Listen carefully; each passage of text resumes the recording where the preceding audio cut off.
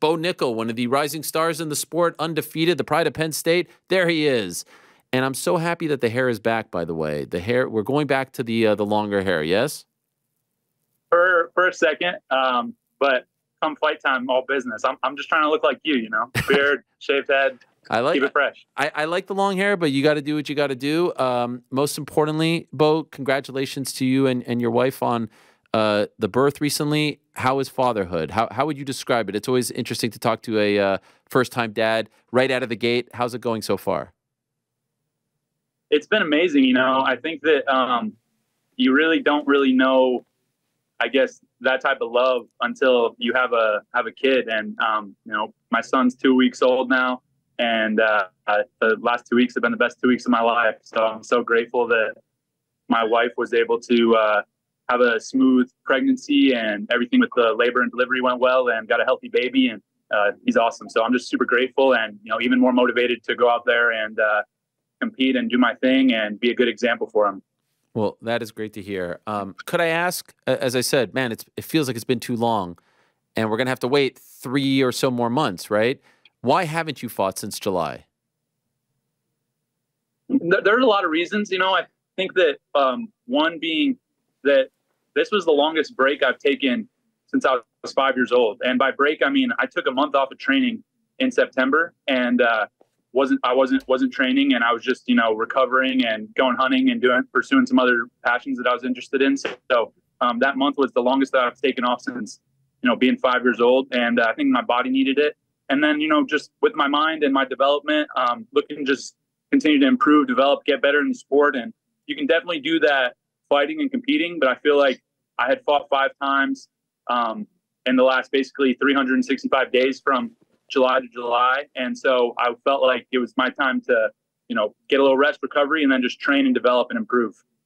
Did they come to you with some ideas, or did they know that you were going to take some time off and kind of left you alone? I just told them that I wanted to take some time, and that I would reach out when I'm ready to go. So towards the end of the year, in December, I just told them, hey man, let's go UFC 300, get me on there. And the UFC was all about it. I think, of course, it, you know, made sense for me, and they were very easy to work with, and yeah, made it happen. And so how did we land on Cody Brundage? That was just, you know, they gave me a couple names, and he was a guy I thought posed a, you know, a little bit different challenge for me, having a wrestling background, having, you know, pretty solid knockout power, having, you know, a couple wins as of lately. So, you know, he was the name that we picked, and you know, I'm excited for the fight. I think that, you know, he's a tough opponent. He's definitely had ups and downs in the UFC, but, you know, coming off back-to-back wins, and, you know, I'm looking to continue to improve and get better. And I think that, you know, this is just another challenge for me, another step for me on my way to getting to the top. Obviously, I would say he's a big step up in terms of talent, as far as who you fought in the UFC, but I'm wondering if there was any part of you that wanted, just knowing the competitor that you are, wanted an even bigger step up, a bigger name, a bigger threat, if you will. Right. You know, it definitely crossed my mind, and I feel like at the end of the day, I'm just not in a rush. You know, I think that I'm 5 fights into my professional career, and of course, that's like the story with me. Everybody wants to see me fight top 5. Everybody wants to see me fight the champion. Everybody wants to see me fight the best of the best, and we'll get there in due time. You know, I'm 27, I'm 5-0, and you know, I think that what I focus on is development and improvement and getting better and better and better. You know, the winning is a great part of the sport, and it's, you know, a big part of the goal. But for me, the main thing I want to focus on is just getting better, improving, and I think this fight is part of that process. And you know, the big fights will come, so I'm not in a rush. By the time you do fight, it will be, you know, 9 months since your last fight. Any concern about ring rust? No, not at all. For me, I'm on competition mode all the time. So, you know, I think that I treat every day like every day is a world championship for me. So, you know, ring rust, I think maybe is more of a factor in guys that take some time off. They sit around, they party, they gain weight, that type of thing. But I'm always training, always improving, always competing. And when I get time off and time to train and do that stuff, I think I'm going to come out even better and even more motivated. So, you know, this is definitely going to be the best performance that I've had in my professional career, and I'm not worried about the ring rust at all. Do you know what spot on the card you'll be fighting on? I don't. So there was like a tweet going around there saying Bo Nickal is going to open up the fight or the whole card, like very first fight on the prelims. And I was like, that's news to me. You know, I think somebody just made that up as people do. So I don't know. We'll see where the UFC puts me. I would assume that given my last two fights being on the pay-per-view, that I'll be on the pay-per-view again. But if they want to put me on the prelims, that's fine too. You know, no matter what, I'm going to go out there and perform. I know this is a big card, definitely a little different situation than the last two cards, but I feel like the UFC, that's on the UFC. It's not my job to decide where I'm at, and I'm going to go out there and smash this dude regardless. The reason I asked is because one time you kind of got mad at me when I asked if you were on the prelims. You remember? And you're like, "Come on, man." So now I'm wondering what happens if they say. I know. Well, this is I felt like, you know, thinking about that more.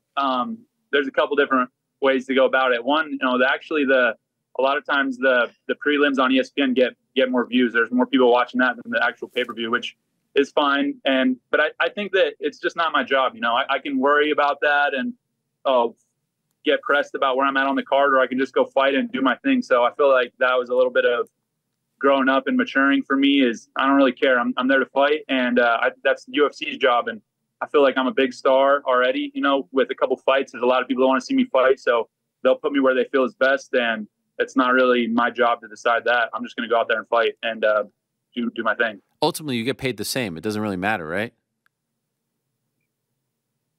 Yeah, it doesn't. You know, and I think that, like I said, you know, there's a lot of eyes on those prelim fights. I think I saw some numbers on ESPN viewership and stuff, and a lot of the prelim fights are very heavily viewed, you know, as far as not even just in the UFC, as far as all sports go. So, you know, there's going to be eyes on me no matter what. But I think that the UFC, if I were to guess, I would guess they put me on the main card just because they want those numbers. They want to draw. People want to see me fight, so they're going to do what's best for business. In a perfect world, how many times do you want to fight this year? If we're talking perfect world, I would like to fight, you know, 4 times. Wow. But I think more than likely I'll plan on 3. You know, I want to get in there in April. I would like to get in there again, you know, hopefully International Fight Week or maybe later July, August. And then if I can get in 2 more times by the end of the year, that would be great. But, you know, you never know how it's going to go. I just plan it one step at a time and take care of what I can take care of. And that's what I've learned about MMA is it's very volatile, very unpredictable. My last fight, the guy pulled out 5 days notice. So 5 or 6 days notice. So, you know, for me, I'm just taking it one fight at a time. And I want to fight as much as I can this year. I feel like I'm rested and I'm just very eager and motivated. So I want to get in there as much as possible. Where do you think you're at January of 2025? I mean, I think I'm at least knocking on the door for the belt or the top 5. Like, you know, I don't think it's going to take too many more fights before I'm fighting the best guys in the world. So, you know, I think I see this fight as, you know, a big part of that process. And, you know, it's a little bit of a layoff, and then I'm coming back, and then I would like to fight, you know, a better guy in the summer, a better guy in the fall. And then by the time, you know, November, December hits fight, we'll see if it's a ranked guy or a top 10 guy. That would be, you know, ideal in my mind. The one that everyone always talks about is you and Khamzat, that it feels like it's the biggest fight down the line that could happen at 185. Did you watch his last fight against Kamaru Usman? And if so, what do you think of his performance?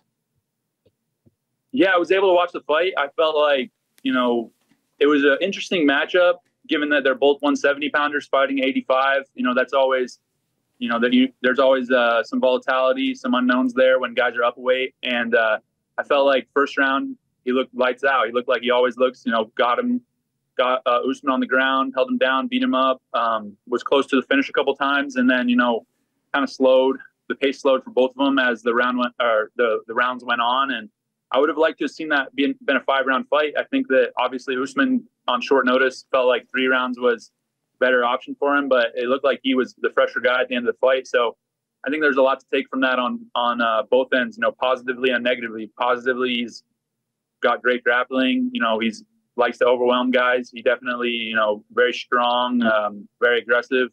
And then, you know, also saw a few holes and a few areas where Usman kind of took advantage of him. So I think you know, for me, every fight that I get to watch from my opponents and guys that I might fight in the future is a big learning experience. And I just try to download all that info and take it into my training, and so I can be ready when the time comes. Do you beat that version of him?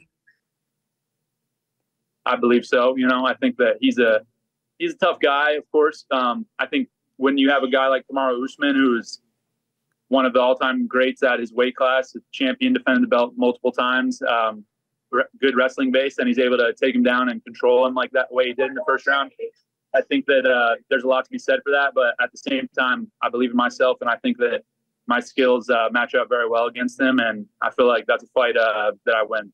And just curious, you know, the middleweight title is about to be defended in a couple of weeks. What is your take on the division right now? Because it does seem like there is a path for you where it seems like most of the guys at the very top, their weakness is your best skill, right? Like it just feels like there's that lane open for you right now, even with the top dogs. Yeah, absolutely. I mean, I think that my wrestling ability is absolute huge X factor. Every single guy has to prepare for me so differently than they would any other fighter. And with that being said, I'm getting better and better every day. A lot of these guys are older, you know, they're very deep into their career, whereas I'm just starting. I'm still improving, getting better. And so, you know, there's absolutely a clear path for me to the belt. And that's something for me that is on my mind every day. It's a huge motivator for me. My goal is to be UFC champion, pound for pound, #1 fighter in the world. And so, you know, I'm not really planning right now for beating Cody Brundage. Of course, that's part of the training, but my main plan is to get that belt, defend my belt 10 times. So that's what I'm looking to do. And I see, like you said, you know, you see the path, I see the path. I think everybody sees it. That's why there's as much hype as there is on me.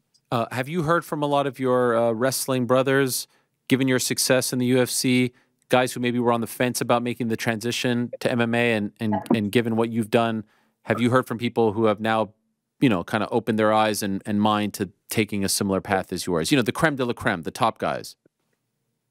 Yeah, absolutely. You know, there's multiple guys on the Penn State team right now that I talk with all the time who they're, you know, still in college, still finishing out their collegiate career, but once they're done, they're ready to fight. So, you know, I think that it's hard to, you know, you don't want to push anybody into a fight, but with that being said, there are a lot of guys that have approached me and, you know, they've been telling me that they're going to make the jump once the time comes. By the way, are you at the Penn State gym right now? I am. Yeah, I'm in the weight room right now. Wrestling room's right over there. But yeah, I was just getting a workout in. So okay, no, is this where the ATT Penn State like the one that you kind of head up? Is it there as well? So I'm on campus on Penn State right now. So the wrestling room and the facilities are all on campus, okay. And my gym's about 10-15 minutes away. So just a quick drive right down the road. And you're allowed to use the Penn State facilities, even though you're not a student there anymore. So I train with the wrestling team. So I was just doing the collegiate wrestling practice. So that's part of my training is in the morning, I do my MMA training at ATT. And then in the afternoon, I come over to Penn State. I wrestle with the college guys, wrestle with, you know, some of the freestyle guys who are pursuing world and Olympic championships. So that's, you know, people a lot of times talk about, oh, don't forget your wrestling. I'm not forgetting it. I'm here every day getting that work in. Are you training as like one of the boys or are you coaching them as well? It's a little of both. You know, I think that my role is a little different now that I'm not, you know, competing in wrestling. I'm definitely trying to help guys. And I've always kind of had that role of part athlete, part coach, where I try to, you know, be just a good leader and be able to help everybody on the team. So, you know, now it's, I guess, a little more swayed that way where I'm working with guys, but at the same time, you know, I'm getting hard rounds in and, you know, going hard and trying to improve my wrestling myself. Was there any part of you that considered trying out for the Olympic team? No, you know, the coaches, the Olympic coaches and our wrestling coach at Penn State, they asked me they're like, come on, like, let's go, you can do it. And, for me, you know, I love wrestling and I always will love wrestling, but my heart's with fighting and I don't really want to, I feel like, could I do it? Yes, but it's just, I'm more passionate about fighting and the Olympic wrestling is fun, but it's nothing like what, fighting in the UFC is, you know, being able to fight in the octagon in Vegas. You know, the only thing that could come close to that is collegiate wrestling. And so, you know, the atmosphere in the Olympics and the World Championship, it's not really like that. And I just love the atmosphere. So for me, it's never, you know, people have brought it up to me. Like I said, the coaches asked me, but it's not really where my heart's at. And going back to the schedule real quick before I let you go, if 300 wasn't on April 13th, let's say it was earlier, or there just wasn't a 300, we're in the midst of a year where it's just random numbers. Do you think you would have come back sooner? Is the reason why this is announced and you're waiting 3 months because they want to showcase you on this big card? Yeah, a little bit. You know, I probably would have come back February, March, had this card not been available. But, you know, this is going to be one that's going to go down. It's going to be a legendary card. So, of course, I want to be a part of it. And, you know, obviously the UFC wants me to be a part of it too. When a lot of people are asking me on the card, I told my manager, I told Malky, you know, get me on 300. Immediately they said it's done. So they obviously want me on the card. How do you win? However I want. You know, I think that going out there, for me, it's not so much focusing on how I win. It's just being in good position, being, you know, able to dominate every second of the fight, control the clock, control every position that we're in, and the finish will come. I don't believe that he's going to be able to get out of the first round with me. If he does get out of the first round, no worries. I'm going to finish him in the second. If he gets out of the second, no worries. I'll smash him in the third. But I have no doubt that this guy's not going to be able to go a full 15 minutes with me. So for me, this is just, again, it's all about development, improvement, getting better, and the finish will come. I'm not really worried about it. Can't wait. Can't wait to see you back, man. Really, we missed you. Welcome back. Congrats again on the baby. Thanks for the time. I know we only have a couple more of these before you become a superstar, and don't return my text. So thank you for the time. I appreciate it. I know. Yeah, thanks, Ari. I appreciate you. All right, there he is, Bo Nickal. Thanks for watching. We appreciate it very much. Hey, if you like this video, give us the old thumbs up. Subscribe as well. You could get many more of these videos on the channel, so please do that. We would love you forever if you did so.